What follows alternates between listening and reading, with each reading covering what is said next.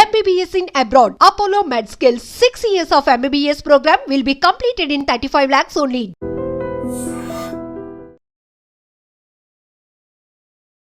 సంవత్సరాలు నేను ఎంత పడి నేను ఒప్పించుకున్నాను అని పడ్డాను. నేను కలిసి ఉండగానే నేను అంగీకరించాను. దానికి నేను చూడలేదు, కలవలేదు.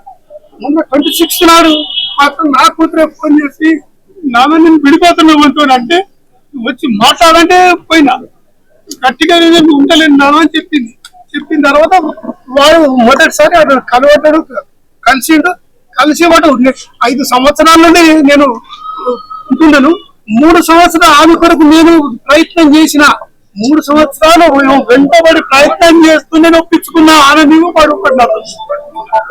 ఇక వాడు ఇక మరి నన్ను ఏది గొడవలు అవుతున్నాయి మాకు ఇద్దరికి, ఇక మేము ఉండలేము అని నిర్ణయం చేసుకొని మీరిద్దరు అని చెప్పిన. అంటే దీనికి వాడు దుర్మార్గుడు, వాడు నా కూతురు ఒక్కదాని కాదు, నా కూతురు లాంటి వాళ్ళని వాడు చాలా మంది చేసినట్టు నాకు తెలుసు, నాకు చరిత్ర తెలిసింది.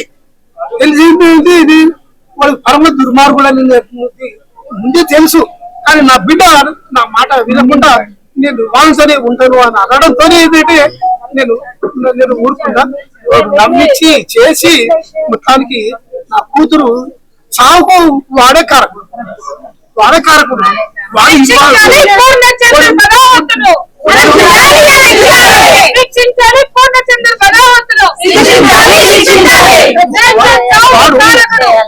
వాడు వెంటబడకుండా ఉండుంటే నా కూతురు ఉంటుంది, సచ్చేది కాదు.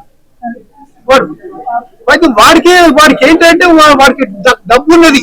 ఏంటో డబ్బు ఉన్నది, నేను ఎంతమంది నేను పెట్టుకుంటా అని సుమార్గంగా వాడి ఇంటికాడ మాట్లాడింది. వాడి భార్య తప్పు ఇట్లా వద్దంటే నీదేంటి, డబ్బు ఉన్నది, నేను ఎంతమందితో పోతాను అనేది కూడా వాడి ఇంటికాడ మాట్లాడినట్టు మాకు రిపోర్ట్ వచ్చింది. అట్లా వాడు ఇది విచ్చలవిడి సంబంధాలు. నా ఉద్దేశంలో ఇటువంటి క్రూర మృగాలు ఏది బతకడం కూడా ఆడపిల్లల జీవితాలను నాశనం చేసిండు. ఇక నా కూతురు లాంటి పరిస్థితి మళ్ళీ ఇంకా ఏ ఆడబిడ్డకు రావద్దు అనేది వాడిని ఖచ్చితంగా కఠినంగా శిక్షించాల్సిందే. మన సమాజానికి చావు గురించి తెలియదు, సూసైడ్ గురించి తెలియదు, ఒక మనిషి ఎందుకు బలవన్మరణంలోకి వెళతారో తెలియదు. అలాంటి వ్యక్తులకి ఎలాంటి సపోర్ట్ సిస్టమ్స్ అవసరం అవుతాయి అనేది వ్యక్తులుగా మనకి తెలియదు, ప్రభుత్వానికి అసలే తెలియదు. ఎందుకు అనంటే ఆడవాళ్ళు ఈ రకమైనటువంటి దాంట్లోకి వెళ్ళి చనిపోతే అది ఒక అవహేళన. ఒక ఆ అమ్మాయి ఎందుకు వెళ్ళాలి, ఆ అమ్మాయికి ఎందుకు అవసరం వచ్చింది, ఆ అమ్మాయి ఇట్లాంటివన్నీ చాలా మాట్లాడతారు.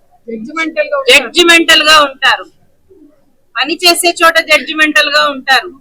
ఒక జీవితం, ఒక వైవాహిక జీవితం భగ్నమైతే దాని మీద ఇచ్చేటటువంటి తీర్పర్లు, జడ్జిలు చాలా మంది ఉంటారు. ఎక్కడో ఉండరు, మన చుట్టూనే ఉంటారు. ఎంత హింసించాలో ఒక మనిషిని అంత హింసించి తిరిగి చంపడానికి కూడా రెడీ అవుతారు. చంపడం అంటే కత్తి తీసుకుని పొడవడం కాదు, ఇలా చంపటం కూడా. ఇది సమాజం చేసినటువంటి హత్య.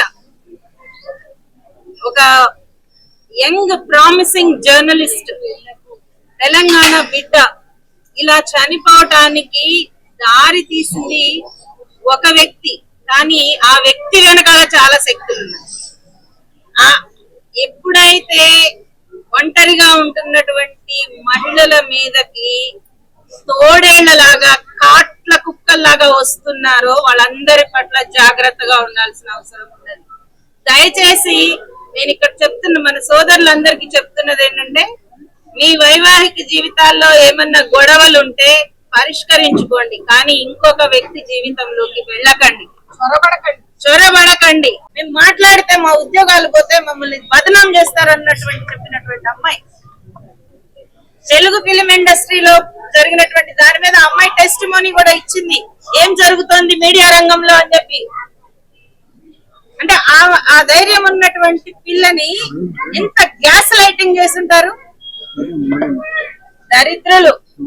చెప్తున్నా కదా, ఎవరైనా కావచ్చు, కానీ ఒక అమ్మాయి జీవితాన్ని ఆ స్థాయిలోకి తీసుకెళ్లి చావు వరకు తీసుకెళ్లిన వాళ్ళు ఎవరైనా సరే క్షమార్హులు కాదు. నిజంగా ప్రస్తుతం ఉన్నటువంటి సమాజం దేనికి ప్రయారిటీ ఇస్తుంది? ఆర్థిక సంబంధాల చుట్టూ మాత్రమే తిరుగుతోంది. మళ్ళీ ఎన్నికలంగానే చాలా విరక్తి కలుగుతున్నాం. మంచి అనిపిస్తుంది కదా, లేడీస్ కూడా ఛాలెంజింగ్ జాబ్స్ చేసినప్పుడు చాలా బాగుంటది. ట్రాఫిక్ అసిస్టెంట్స్ గా నియమించిన ట్రాన్స్జెండర్స్ అందరితో సాల్యూట్ చేయించుకుంటున్నారు. ఫుడ్ డెలివరీ ఇవ్వటానికి వెళ్ళినటువంటి డెలివరీ బాయ్ అనిల్ పై కళ్ళ ముందు పెళ్ళండి